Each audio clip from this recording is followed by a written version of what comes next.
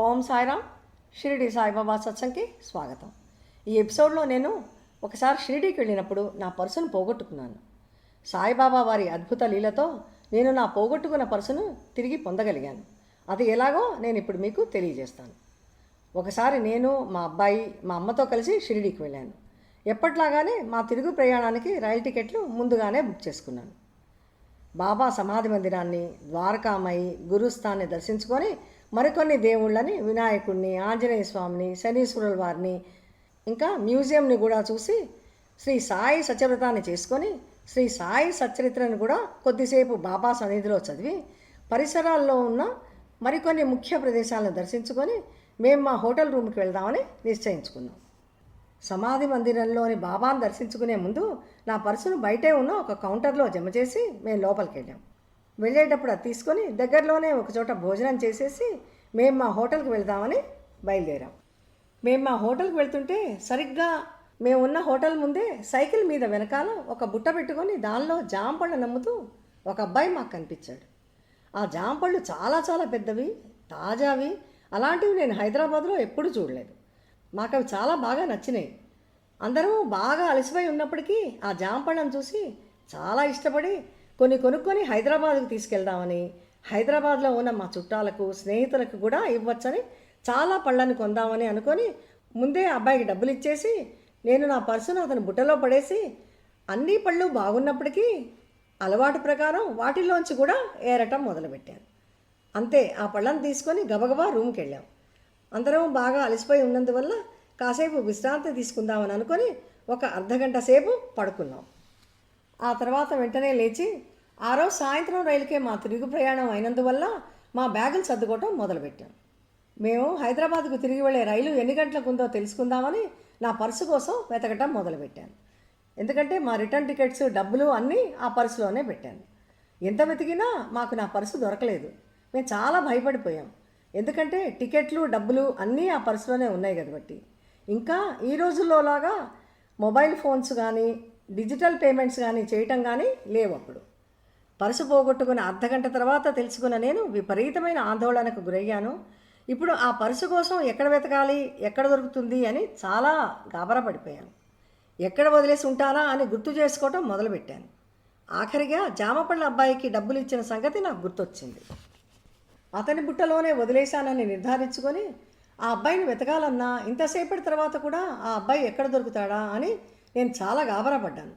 నేను పడుతున్న ఈ మదన బాధనంతా చూస్తున్న మా అమ్మగారు నాకు బాబాపై నాకున్న ప్రగాఢమైన నమ్మకాన్ని గుర్తు చేస్తూ ఇప్పుడు చేసేదేమీ లేదు, బాబాని ప్రార్థించమని చెప్పారు.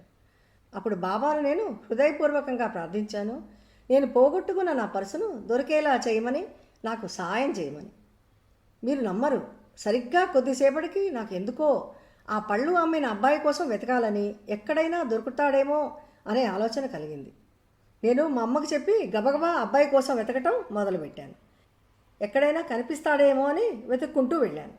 ఒక 1/2 కిలోమీటర్ పైనే నడుచుకుంటూ వెళ్ళిన తర్వాత అదృష్టంగా అతను ఒక చోట కనబడ్డాడు.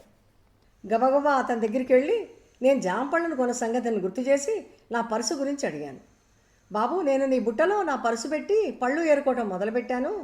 నేను నీ బుట్టలోనే పర్సు వదిలేసి వెళ్ళాను. నా పర్సు చూస్తే నాకు ఇవ్వు అని అతనితో అంటూనే ఆ బుట్టలో వెతకటం మొదలుపెట్టాను. ఆశ్చర్యం, బాబా కనికరిస్తే ఏముంది, నా పర్సు అతని బుట్టలోనే ఉండటం నాకు కనిపించడం జరిగింది. అతను కూడా ఆశ్చర్యపోయాడు. నేను ఇంతసేపు ఇన్ని పళ్ళని అమ్మినప్పటికీ నేను మీ పర్సును చూడలేదు అని అన్నాడు. ఇలా దొరకటం బాబా అద్భుత లీల అని గ్రహించి సంతోషంతో అతని నిజాయితీకి మెచ్చి అతనికి కొంత డబ్బు ఇచ్చి పర్సును తీసుకొని నేను తిరిగి మా హోటల్ రూమ్కి వెళ్ళిపోయాను. మా అమ్మకి చెప్తే ఆవిడ కూడా చాలా సంతోషించారు. అందరం కలిసి బాబాకి మరొక్కసారి హృదయపూర్వకంగా కృతజ్ఞతలు తెలియజేశాం. ఈ జరిగిందంతా తలుచుకుంటే నాకేమనిపిస్తుందంటే ఇదంతా బాబా వారి అద్భుత చమత్కారం అని.